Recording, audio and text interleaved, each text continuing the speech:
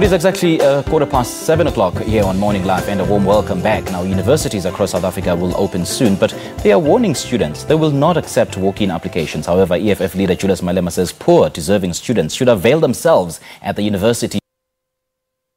President Jacob Zuma announced last month that there would be provisions for free higher education for the poor students. And this has left so many skeptics criticizing this move, saying the country cannot afford it and that there is no plan in place to implement this new policy. And we have in studio Morris Masutha, and he joined us earlier, and we still are in conversation with him. He is the director of the Center for Emerging Researchers. A warm welcome back, Morris. Thank you so much for staying with us till this far. All right, let's now get to the bolts and the nuts for the requirements for the sustainable higher education with affordability for those with access, or for those who can actually qualify. Well, let's unpack government's decision, because we've been reading it very closely.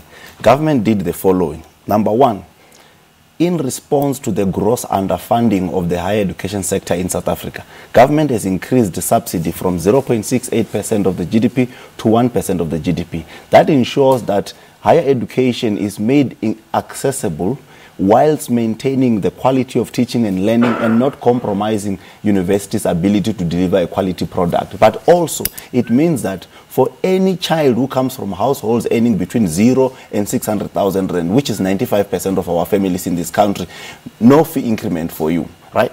Number two, government has updated an outdated definition of who is poor and working class from 122,000 annual household income to 350,000 rand. That expands free higher education as it is phased in with first years to families that earn between 0 to 350,000 rand, which is over 90% of South African households. Now, which means that there are 203,000 spaces available now for first years. Anybody in those 203,000 FEM offers to be issued by universities post-release of matric results who applied to university and gained a FEM offer and also applied for NSFAS will get in for free, provided that they come from the bottom 90% of South African households. But government went further to say for returning students who are in their second, third, fourth, or even fifth year of study and who were funded by NSFAS last year, number one, you will not be requested to reapply for NSFAS. And number two, you will not pay registration. Number three, your loan package is effectively converted to a grant, 100% grant, effective immediately. And having said that, Morris, what do you make of EFF leader Julius Malema about the walk-in applications? Yeah. I usually say that I don't like personalizing societal matters, and I wouldn't want to appear to be disrespecting the leader of the only opposition we really have in this country. However, I think the leader of the opposition could have communicated that better, to say certain universities do actually welcome walk-ins provided that they have some spaces freed up. How does that happen? You find that one student has been accepted to 3 or 4 universities. The moment that student selects a particular university, it frees up those other spaces he or she was allocated. What I believe is wrong with the leader of the opposition's view is to suggest or insinuate that if you never applied to university at all, you can just walk in because they now free education. No. In fact, if you take UJ as an example, they have just indicated last night that they will open for late applications on their Mobi website, which means that if you passed matric in the past or this year and you happen to meet UJ's entrance requirements in that window of period they've opened for late application using online application or your phone, then you can apply. They will reply in about 3 days. So nobody must catch a taxi from vendor to come and queue in a non-existent queue at UJ, when in fact they can catch a taxi to Thoyando, pay 20 rand on an internet cafe and apply for a late application if that space is available. But let's also not pretend as though there is an undersupply of applicants. UJ will have only 10,000 spaces, an example, but they've received over 80,000 applications. So the problem is the capacity of the sector to absorb the demand. Hence, the building of new universities needs to be accelerated, but also redirecting the traffic to technical and vocational education, not as an alternative, but as a system of choice. That is what should happen. So I think the EFF could have done better. You see, progressive organizations have gone to rural areas to help these people to apply in advance, so that when something like this happens, would I be correct to say? Yeah, would I be correct to say that this whole free higher education phenomenon, it casts a shadow of doubt on it? Because apparently you were the one who developed it, and you are President Jacob Zuma's go-to man when it comes to such issues. No, it's a myth. I mean, a brief look at my history as a person. I'm only 28. In fact, when free higher education was placed on the Freedom Charter, my mother was not even born yet.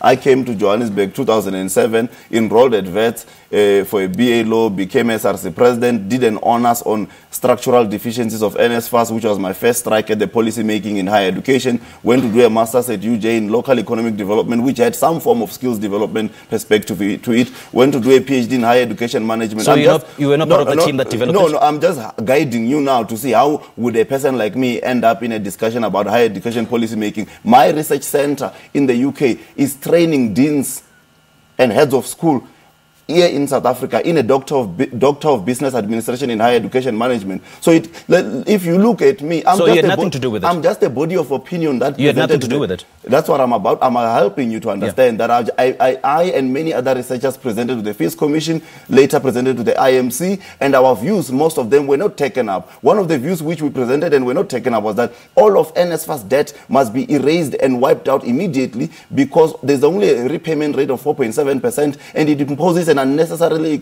economic burden on the poor and the working class. We also asked that the anatomy of the full cost of study be probed, because actually when university fees go up, if you take 120,000 rand, and it had nothing to do with your proximity to President Jacob Zuma? What proximity? The closest proximity I have to him is that is my president, who by the way never went to university but has made education free for 90% of South African households. So let's not confuse the matters. I am telling you now that free higher education is a victory for students who have arrested, excluded from universities, banned, abused, victimized, and so on. Opportunists who were cashing in on the widening trust deficit between the students and the government are now caught wanting because government has responded positively to the demands of the students, which is effectively the ANC's manifesto promise and a 10-year-old resolution. So let's be factual in this discussion and be responsible citizens. We need to guide matriculants who are on their way so that they know that this is a seamless process. And as far as CEO has said to Parliament, if the hiking